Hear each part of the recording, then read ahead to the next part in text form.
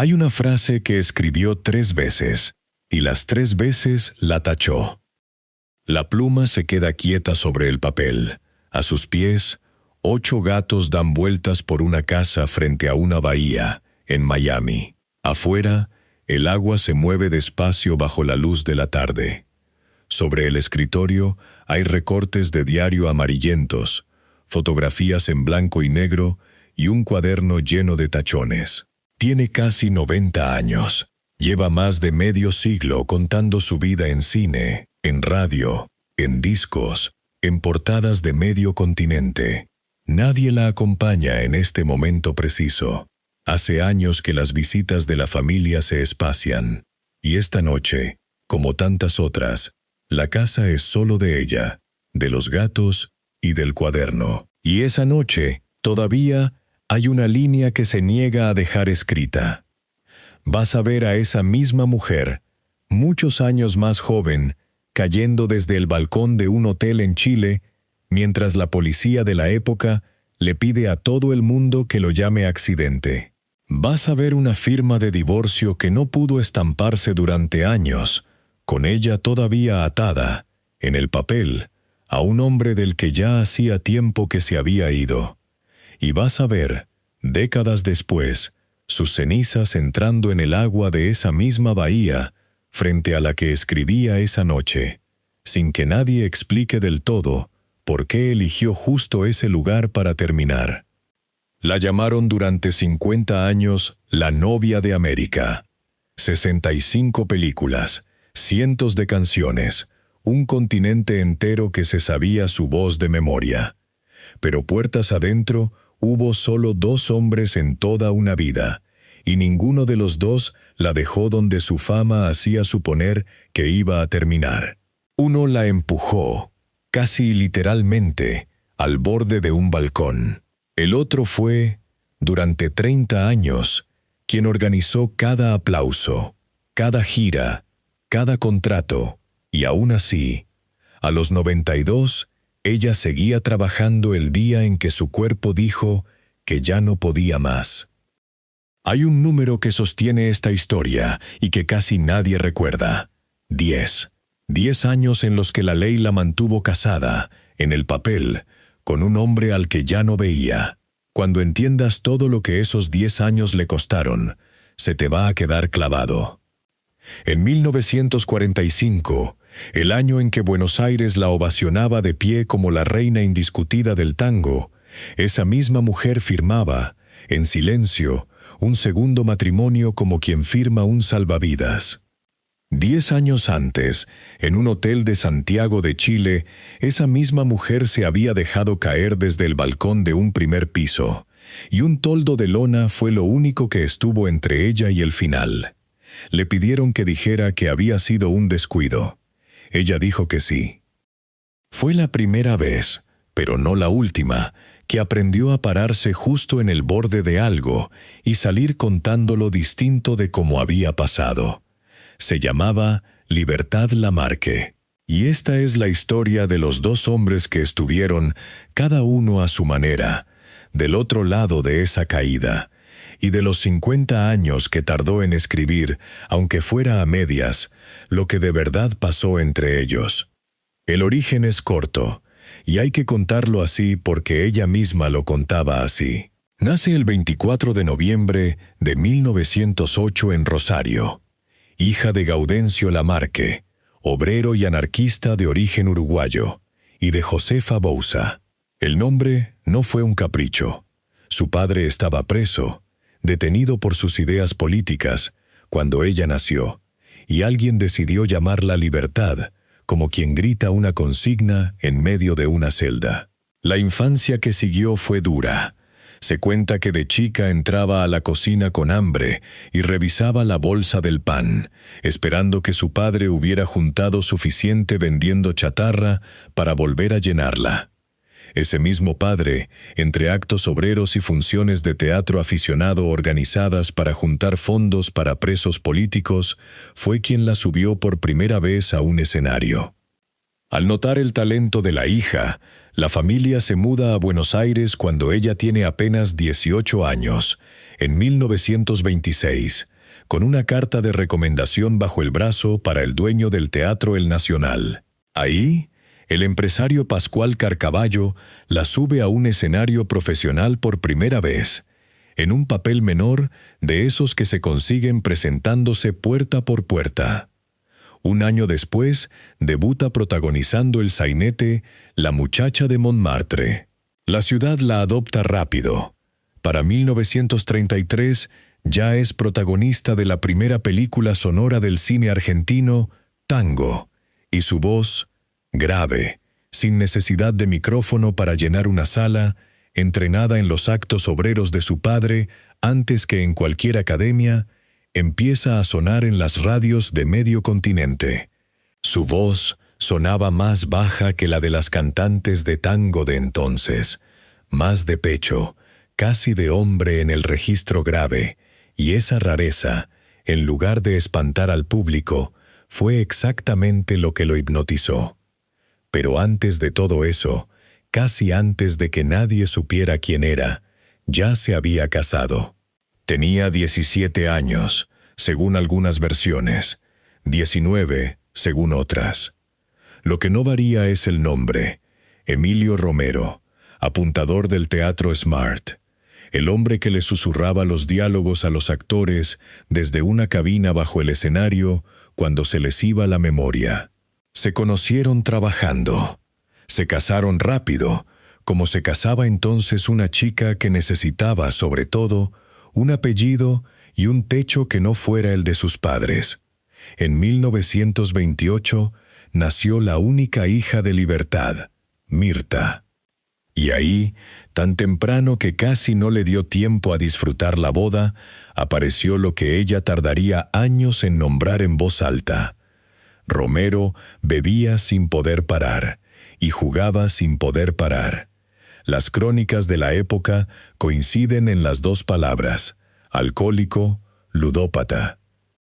No hay una cifra exacta de cuánto se llevó el juego de lo que una joven actriz en ascenso empezaba a ganar.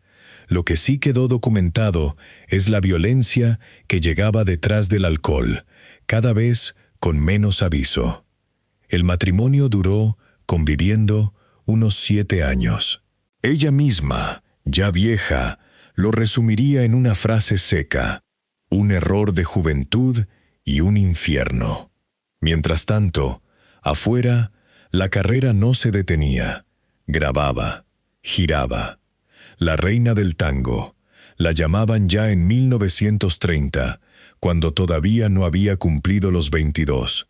Argentina entera tarareaba sus tangos sin saber que, puertas adentro, la mujer que los cantaba discutía cada noche con un hombre que llegaba oliendo a alcohol y le pedía dinero para pagar deudas de juego que ella no había contraído. En 1934 conoció a un músico, también nacido en Rosario, que empezó a acompañarla en algunas giras. Se llamaba Alfredo Malerba. Tenía la misma edad que ella, y venía de una infancia hecha también de escenarios. Había tocado el piano desde chico en el conjunto que formaba con sus hermanos. Ricardo en el bandoneón, Carlos en el violín, había girado por España y Portugal con la orquesta de Catulo Castillo y había perdido, en ese mismo viaje, a su hermano Carlos. Volvió a Buenos Aires con esa pérdida encima y se ganó un puesto como pianista conductor en una de las orquestas de moda. No pasó nada entre él y Libertad todavía. Ella seguía, en el papel, casada, pero años después, ella misma diría que ahí empezó una amistad que se convertiría en la relación más larga de toda su vida. Por ahora era solo eso, un hombre nuevo, discreto, con sus propias pérdidas a cuestas, al borde de un matrimonio que ya se caía a pedazos. Y ese matrimonio la llevó, en 1935, a un hotel de Santiago de Chile, a la escena exacta de la que se habla al principio de este video. La gira por Chile no era distinta de las otras. Teatros llenos, la reina del tango recibida como una aparición cada noche. Lo distinto pasaba después del último aplauso, ya en la habitación del hotel. Aquella noche discutían, según se contó, por el dinero que él había perdido jugando esa misma tarde, con la voz de él subiendo de tono contra la puerta cerrada y los vasos moviéndose sobre la mesa de noche. En algún momento de la pelea, Libertad terminó del otro lado de la baranda de un balcón de primer piso. Cayó sobre un toldo de lona que amortiguó el golpe y sobre un hombre que pasaba por la calle y trató de sostenerla en el aire, sin lograrlo del todo. No hubo huesos rotos, pero sí un cuerpo golpeado y una versión que hubo que fabricar rápido para la policía.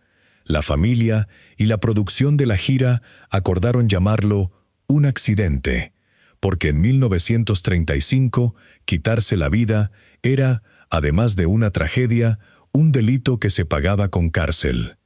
¿Fue un empujón o fue ella la que saltó? Las versiones de la época y las que se repitieron después en entrevistas nunca coincidieron del todo, y es probable que a esta distancia ya no se pueda separar una cosa de la otra con certeza.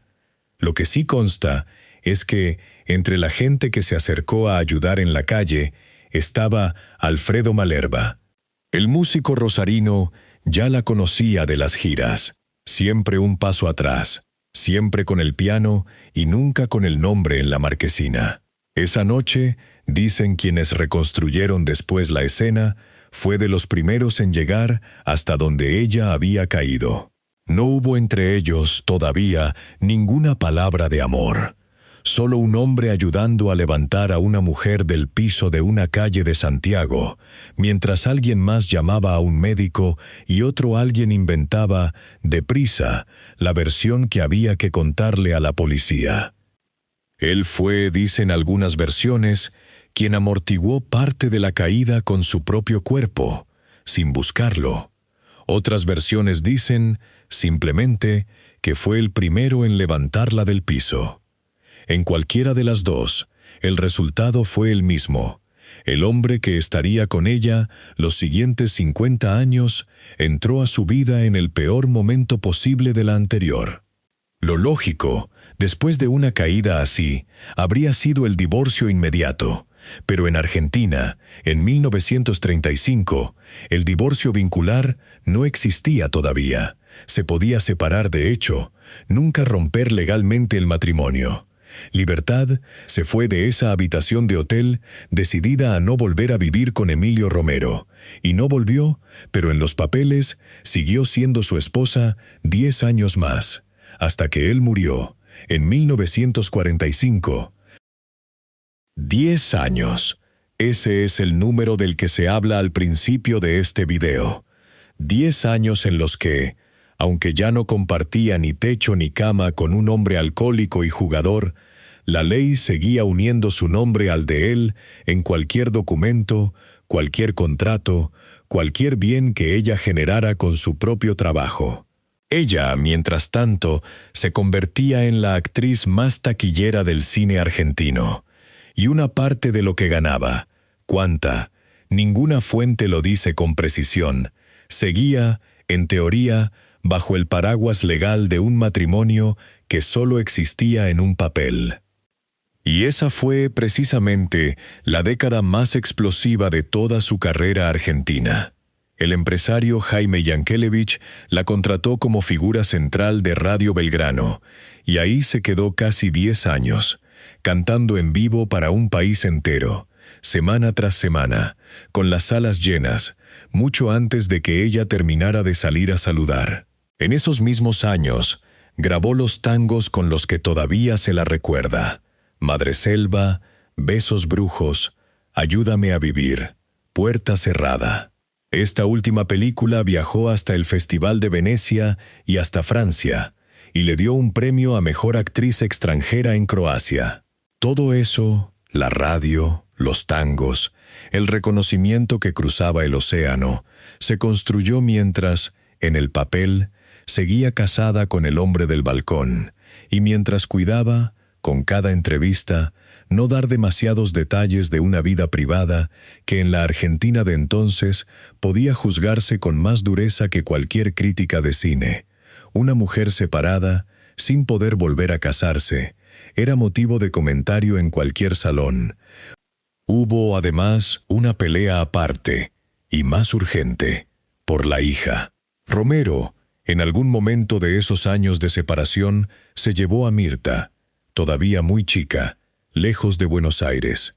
Libertad tuvo que cruzar el río hasta Montevideo para encontrarla y traérsela de vuelta. La recuperó. Pero esa escena, una madre buscando a su propia hija en otro país, mientras en los teatros de Buenos Aires la aplaudían de pie, es otra de las cosas que Libertad Lamarque contó poco, y en pocas palabras, incluso años después, cuando ya podía hablar de casi todo lo demás, sin que le temblara la voz. Con Malerba, en cambio, todo fue lento. Durante casi 10 años más, él la acompañó como músico, como amigo, como la persona que se ocupaba de que las giras salieran bien, sin ser todavía nada más que eso en el papel. Recién el 24 de diciembre de 1945, apenas meses después de la muerte de Romero, Libertad y Alfredo se casaron, en una Nochebuena tranquila que contrastaba con lo que ese mismo año le había tocado vivir en un estudio de cine. Ella tenía 37 años. Había pasado casi 2 décadas de su vida adulta, legalmente atada, primero a un hombre al que temía, y ahora empezaba a atarse, sin saberlo todavía, a otro del que un día también tendría que aprender a distanciarse sin romper el papel.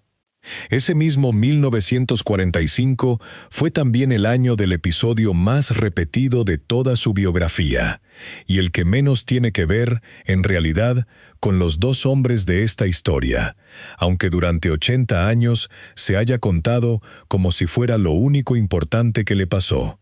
Filmaba La cabalgata del circo en los estudios de San Miguel, junto a Hugo del Carril, bajo la dirección de Mario Soffici. En el reparto, como actriz secundaria, estaba una mujer que todavía no era nadie fuera de esos estudios. Eva Duarte. Llegaba tarde al set una y otra vez, pese a tener auto oficial y chofer esperándola. A Libertad, que llevaba 20 años de disciplina de teatro encima, eso la sacaba de quicio. La leyenda dice que le dio una cachetada delante de todo el equipo. Con los años, quienes reconstruyeron la escena desde adentro, entre ellos el hijo de un técnico que trabajaba esa jornada en el estudio, coincidieron en algo distinto. No hubo golpe, hubo una reverencia exagerada, casi burlona, que Libertad le hizo a Eva Duarte delante de todos, como diciéndole sin palabras que se creyera menos. La propia Libertad lo negó por escrito, décadas después, en su autobiografía. No hubo tal cachetada, escribió. Lo que sí reconoció fue el disgusto, una reverencia burlona, una frase filosa, el tipo de gesto que en un rodaje se olvida en una semana. El problema fue que esa mujer que llegaba tarde se convirtió, poco después, en una de las mujeres más poderosas del país. Y el rumor de la cachetada, cierto o no, le costó a Libertad el trabajo en su propia tierra. La fueron dejando afuera de películas, de contratos, de su propia radio, la misma que la había hecho figura nacional durante casi 10 años. Nunca se encontró una orden firmada que dijera, no trabaje con esta mujer, pero el resultado fue el mismo que si la hubiera habido. Volvió a filmar en Argentina solo de manera esporádica, y nunca del mismo modo. Durante décadas, cualquier nota sobre su vida abrió con esa cachetada que ella misma negó por escrito, no con los 10 años de matrimonio legal a un hombre violento y jugador, ni con lo que pasó, en privado, en medio siglo junto al segundo marido. La leyenda más ruidosa terminó tapando, sin que nadie se lo propusiera del todo, la historia real. Con las puertas cerrándose una por una en Buenos Aires, aceptó un contrato en Cuba, donde la prensa local, Deslumbrada, empezó a llamarla la novia de América, el apodo que se le pegaría de por vida. De ahí, en 1946, cruzó a México. Tenía 38 años, un marido nuevo que apenas empezaba a ejercer de tal, una hija adolescente que dejó en Buenos Aires con los abuelos, y una carrera entera por rehacer en un país que todavía no la conocía. Sus 2 primeras películas mexicanas, filmadas casi de inmediato, ni siquiera pudieron estrenarse en su propio país. El veto informal seguía vigente. Empezar de nuevo a los 38 años, en una industria distinta, con un acento que el público mexicano identificaba pero no compartía todavía, no era garantía de nada. Muchas carreras de esa edad, en cualquier cine del mundo, ya estaban de bajada. La suya, en cambio, apenas estaba entrando en la que sería su etapa más larga. Lo que hizo con los 38 años que le quedaban por delante en México es, probablemente, lo que la mayoría de la gente sabe de ella. Lo que no sabe tanta gente es lo que pasaba mientras tanto con el otro hombre de esta historia, el que la había acompañado desde aquella caída hasta el altar. En México la nombraron rápido la novia de América, y el apodo se le quedó pegado el resto de su vida. Las revistas del corazón la ponían en portada como a una reina sin corona oficial. El público le escribía cartas que llegaban por sacos enteros a los estudios, pidiéndole autógrafos, contándole penas propias como si ella pudiera resolverlas desde la pantalla. Esa devoción, cultivada con disciplina durante décadas, era la otra cara exacta del silencio que guardaba sobre sus 2 matrimonios. Cuanto más grande crecía la novia de América hacia afuera, menos espacio quedaba, en su vida privada, para admitir que la novia de carne y hueso llevaba encima 2 historias de amor que no habían salido como se suponía que debían salir. Grabó, filmó, llenó teatros. Terminó su carrera con 65 películas, 45 de ellas mexicanas, y, según qué fuente se consulte, entre 400 y 800 canciones grabadas a lo largo de 7 décadas, además de 3 nominaciones al Ariel, el premio más importante del cine de ese país. México, decía ella, le dio la posibilidad de seguir siendo quien ya era. Argentina la había hecho, pero fue México el que la sostuvo casi 40 años. En México, algo cambió también en el tipo de papel que le ofrecían. Tenía 38 años al llegar, una edad en la que a muchas actrices el cine de esa época ya las jubilaba de los papeles protagónicos. A ella, en cambio, el cine mexicano la reinventó.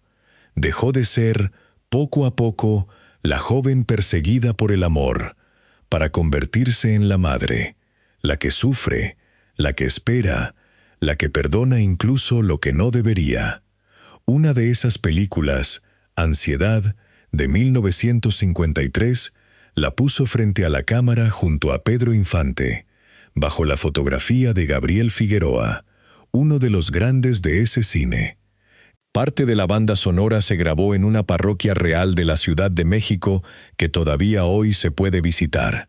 Fue uno de los papeles que más la consolidó en ese molde, la mujer que sostenía, en la ficción, a los hijos de otros, mientras la suya propia terminaba de crecer del otro lado del continente.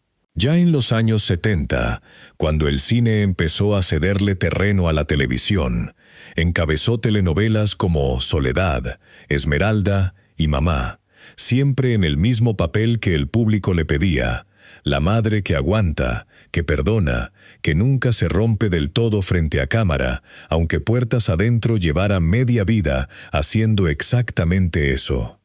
Volvió a pisar Argentina recién a fines de la década de 1960, 14 años después de haberse ido, y el país que la había dejado partir sin despedida, la recibió, esta vez con reconocimiento, teatro, televisión, y con los años, premios que llegaron uno detrás de otro. En 1985 recibió el Konex de Platino a la mejor cantante de tango de la historia argentina.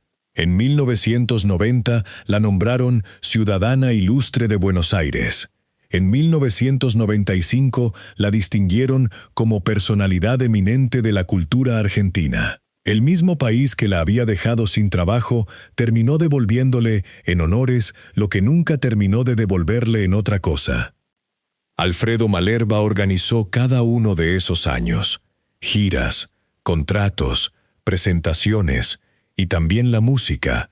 Fue compositor y director musical de las 43 películas que Libertad filmó en México, además de representante y esposo.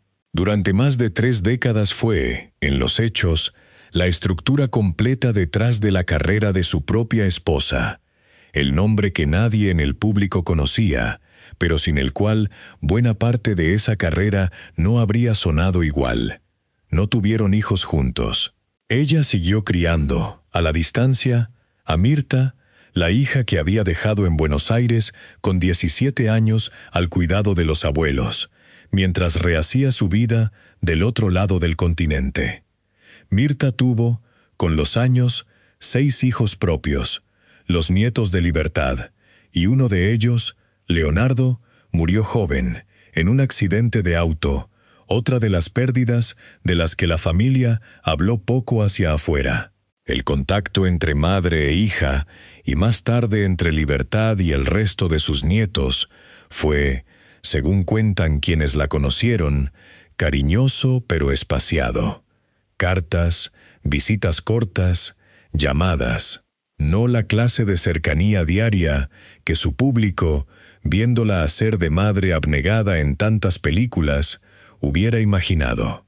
La propia Mirta, ya con 71 años, terminaría subiéndose ella misma a un escenario por primera vez, con el nombre artístico de Mirta de Luca, grabando un disco de tangos, como si la voz de la madre, tantos años después, todavía tuviera algo que reclamarle a la hija que había crecido casi sola del otro lado de un océano.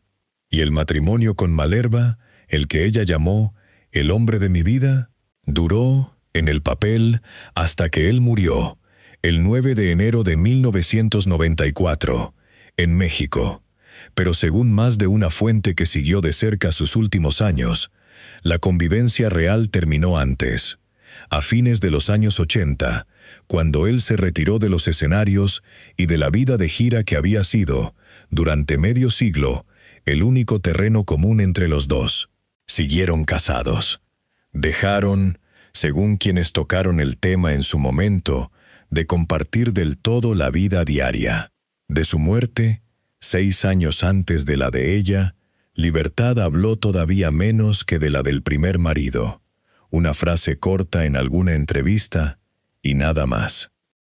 Ya mayor, en más de una entrevista, Libertad resumió los 2 matrimonios de su vida con la misma frase, sin distinguir a un marido del otro, que si pudiera volver atrás, se habría quedado soltera.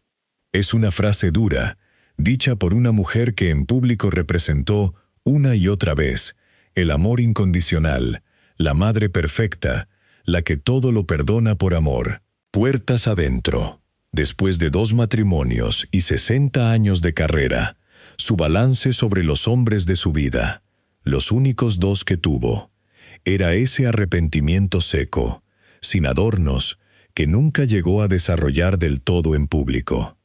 Y sin embargo, ninguno de los 2 matrimonios la llevó jamás a retirarse. Todo lo contrario. A los 88 años, seguía en pantalla. Cuando cumplió 90, en noviembre de 1998, seguía en plena actividad. Ese mismo año hizo un disco junto al pianista Enrique Chía y protagonizó la telenovela La Usurpadora, como si 70 años de carrera no fueran currículum suficiente todavía. Jamás pienso en la muerte, no le tengo miedo, dijo por esos años en una entrevista. Tal vez sea porque me siento muy bien. 2 años después, a los 92, ese mismo cuerpo que decía sentirse bien empezó a fallarle en el set de Carita de Ángel, su último trabajo, el que no llegó a ver terminado, a donde seguía subiendo cada semana con la disciplina intacta de la muchacha que, 70 años antes, se había parado al borde de un escenario de sainete en Buenos Aires. Vivía entonces entre México y una casa con jardín y alberca en Coral Gables, frente a la bahía de Vizcaína en Miami. Ahí, dicen quienes la visitaron esos años, compartía el día con 8 gatos. No hay, en ninguna fuente consultada, una cifra que diga cuánto valía esa casa, ni cuánto le quedaba en el banco a la mujer que había grabado cientos de canciones y protagonizado 65 películas. Lo único que consta, con nombres y fechas, es que a los 92 años, con dolores de espalda que ya no la dejaban en paz, siguió yendo al set. En Carita de Ángel, hacía de Madre Superiora Piedad de la Luz, rodeada de un elenco de actores niños en una producción pensada para la audiencia infantil de la tarde. No era un papel protagónico ni el más exigente de su carrera. Era, más bien, el tipo de trabajo constante y modesto con el que un actor de su edad se mantiene activo. Grababa sus escenas, volvía a su camerino, y algunas semanas el dolor de espalda era peor que otras. Nadie en la producción, según lo que se contó después, imaginó que esas jornadas cortas iban a ser las últimas. Las dos mitades de esta historia, la pública y la privada, por fin se tocan en este punto. El primer hombre, Emilio Romero, la arruinó temprano, antes de que su carrera terminara de despegar. Gastó en las mesas de juego lo poco que una actriz de 20 años empezaba a ganar, y la retuvo después 10 años más, legalmente, en un matrimonio del que había escapado en los hechos, pero no en los papeles. Y esos 10 años no fueron años cualquiera, fueron la década de Radio Belgrano, de Madreselva y Puerta Cerrada, del reconocimiento en Venecia. Fue, con otras palabras, la década en la que más dinero generó en toda su vida, la misma en la que, en teoría, ese dinero seguía enredado en un matrimonio legal con un hombre del que huía. Ninguna fuente detalla cómo se aplicó esto al patrimonio concreto de Libertad, pero el marco general de la época no favorecía a nadie en su situación. Bajo el régimen legal argentino de entonces, salvo excepciones, lo que un matrimonio adquiría durante su vigencia quedaba entrelazado en una sociedad conyugal común, y esa sociedad, en el papel, seguía existiendo con Romero mucho después de que ella hubiera dejado de compartir con él una sola habitación. Nadie puede decir hoy con exactitud cuánto de esa fortuna se perdió en ese limbo. Lo que sí se puede afirmar es que empezó su segunda vida, la mexicana, sin el colchón que 65 películas y una fama continental deberían haberle dejado. El segundo hombre, Alfredo Malerba, no encaja tan fácil en la palabra villano. La salvó, probablemente sin buscarlo, la noche del balcón. La acompañó 50 años. Organizó su carrera con una dedicación que ella misma, en público, agradeció siempre. Y sin embargo, y esto es lo que ninguna nota de espectáculos se detuvo nunca a contar, fue también el hombre bajo cuya administración transcurrieron las décadas más rentables de esa carrera, las de México, las de la televisión, las de un público entero que la adoraba. Al final de esas décadas, la mujer más famosa del continente en su rubro seguía trabajando a los 92 años, sin señales de una jubilación cómoda, en una casa, no una mansión, frente a una bahía, con 8 gatos por toda compañía fija.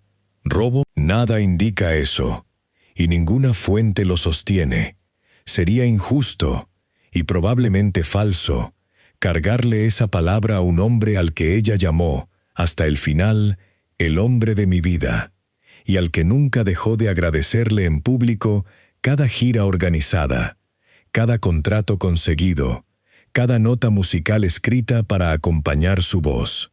Lo que sí hay es un patrón. 2 hombres, 50 años de historia.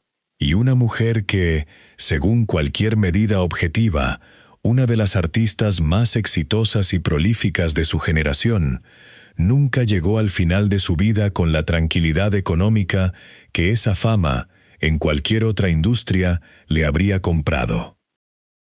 Ese es el verdadero sentido de la palabra ruina en esta historia. La ausencia de un colchón, construida entre un marido que se lo jugó todo antes de tiempo y una carrera entera que, pese a décadas de éxito, nunca terminó de devolverle esa seguridad en forma de dinero guardado. Sobre el escenario fue, durante décadas, la voz que consolaba a un continente entero, la mujer que cantaba penas ajenas con una convicción que hacía llorar a desconocidos en un teatro a oscuras. Lejos de las luces, la misma mujer se guardaba las propias. Ese contraste, la voz pública inmensa, la voz privada casi muda, es, probablemente, la explicación más honesta de por qué cayó durante tanto tiempo lo de sus 2 maridos. Una mujer que vivía de que el público la sintiera fuerte, protegida, adorada. Difícilmente iba a contar en detalle cuánto la había fallado. En la intimidad, la protección real. Y aquí vuelve la pregunta del principio, la frase que escribió 3 veces, y las 3 veces tachó, en esa mesa frente a la bahía. Nadie puede decir con certeza qué decía exactamente esa línea. El borrador no sobrevivió, pero quienes conocieron de cerca su proceso al escribir la autobiografía coinciden en algo. La escribió sola, sin ayuda de un negro literario ni de la familia, cuidando cada frase como quien no quiere que se le escape ni una palabra de más. Y fue, según ese mismo proceso, la parte del libro donde más tiempo pasó decidiendo qué dejar afuera. Publicó, en 1987, 351 páginas, contando casi todo. Su infancia, su padre anarquista, sus 65 películas, hasta el episodio con Eva Duarte, que desmintió por escrito.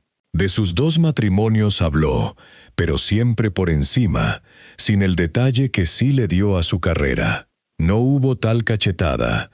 Escribió sobre lo que menos le dolía. Sobre lo que más le dolía, escribió mucho menos. Ese libro, con todo, sigue siendo hoy la única versión completa que ella misma dejó de su propia vida. 351 páginas escritas con su propia mano. No una entrevista de televisión, no una nota de revista armada por un periodista, decidiendo línea por línea qué parte del silencio se rompía y cuál se quedaba exactamente donde estaba. 13 años después de publicar ese libro, seguía sin contarlo del todo. Ese mismo año 2000, antes de que el dolor de espalda la mandara al hospital, México le entregó el Ariel de Oro a toda su trayectoria, el reconocimiento mayor de la industria que la había sostenido durante más de medio siglo. Después de 3 nominaciones competitivas, décadas atrás, que nunca se habían convertido en premio. Llegó, otra vez, el honor. Llegó, otra vez, un poco tarde para disfrutarlo del todo. El 30 de noviembre de 2000, el dolor de espalda que la acompañaba en el set de Carita de Ángel la obligó a internarse en el Hospital Santa Elena, de Ciudad de México, bajo el cuidado de su médico de siempre, Fernando Mejía Figueroa. Le diagnosticaron una bronquitis. La bronquitis se volvió neumonía. Durante casi 2 semanas, con Mirta, la hija que de chica había cruzado a buscar hasta Montevideo, como principal compañía junto a la cama, su cuerpo fue cediendo despacio. Murió el 12 de diciembre, a los 92 años, fiel a algo que había dicho tiempo atrás, que había nacido artista y artista se iba a morir. La velaron en la funeraria Galloso de Félix Cuevas, con mariachis tocando alrededor del féretro, Vereda Tropical, Veracruz y Despierta. Al día siguiente la cremaron en el Panteón Español, y sus cenizas terminaron, como ella lo había pedido, en el mar frente a su casa de Miami, el mismo borde, la misma orilla frente a la que se sentaba a decidir qué parte de su vida iba a dejar por escrito y qué parte se iba a llevar con ella. Queda al final una pregunta que la propia Libertad se llevó sin responder. ¿Cómo una mujer que construyó sola, con la voz, con el trabajo, con 70 años de disciplina, algo tan grande como esa carrera terminó, hasta el último día, dependiendo de que los hombres que eligió a su lado no se lo llevaran puesto, para dejarla, al cabo de una vida entera de éxito, sin la tranquilidad que ese éxito debería haber garantizado? Bastó apenas un marido que jugaba y una década de papeles atados a su nombre, y después medio siglo entero, confiando la administración de todo lo demás a un segundo marido devoto, pero humano, con sus propios límites y sus propios silencios. Cuánto de lo que ella calló durante 50 años fue vergüenza, y cuánto fue simplemente una forma de protegerse, la de una mujer que había aprendido, desde muy joven, que contarlo todo podía costarle el trabajo, el país o algo peor, es algo que se llevó sin resolver del todo. Da lo mismo, en el fondo, ¿cuál de los dos maridos pesó más?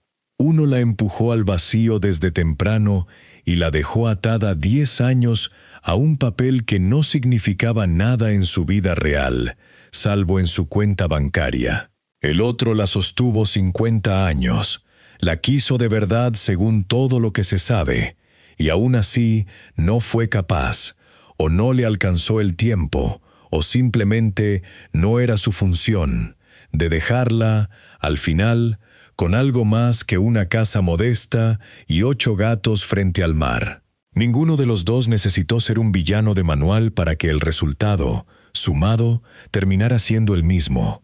Una mujer que le prestó la voz a un continente entero y que, a los 92 años, seguía yendo a trabajar porque, todo indica, hacía falta.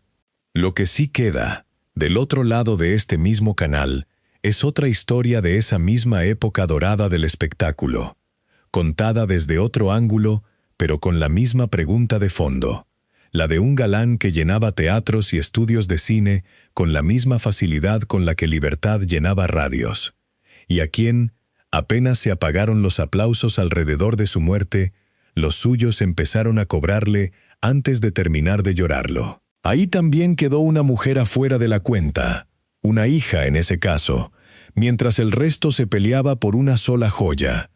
Dos maneras distintas de la misma pregunta. ¿Qué le queda, al final, a quien pasó la vida entera dándolo todo arriba de un escenario? ¿Y quién decide, cuando esa vida se apaga, qué parte de lo ganado le corresponde a quién? Esa historia está un video antes que este, para quien quiera seguir tirando del mismo hilo.